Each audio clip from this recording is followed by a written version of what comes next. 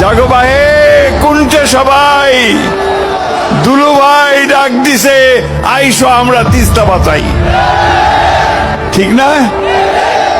এই যে আন্দোলন শুরু হলো, এই আন্দোলন আমরা শেষ পর্যন্ত নিয়ে যাব। মৌলানা আব্দুল হামিদ খান ভাসানী মুসলিম জননেতা, তিনি একদিন ফারাক্কা মার্চ করেছিলেন গঙ্গার পানির ন্যায্য ইচ্ছার জন্য। আজকে আমাদের দুলু ভাই সেই একইভাবে দাঁড়িয়ে গোটা তিস্তার 11টা পয়েন্টে হাজার হাজার মানুষকে জড়ো করে তিনি আজকে এই ডাক দিয়েছেন, জাগো বাহে তিস্তা বাঁচাই।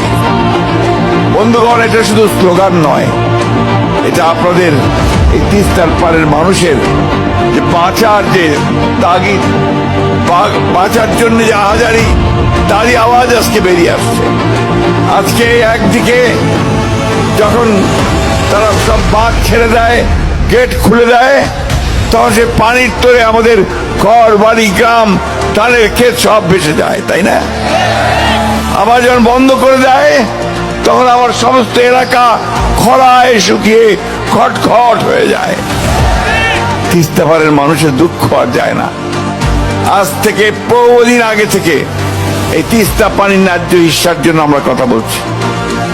পাকিস্তান আমলে পাকিস্তানিরা বলেছে, বাংলাদেশ হওয়ার পরে আমরা বলেছি, আওয়ামী লীগের সরকার আসলো,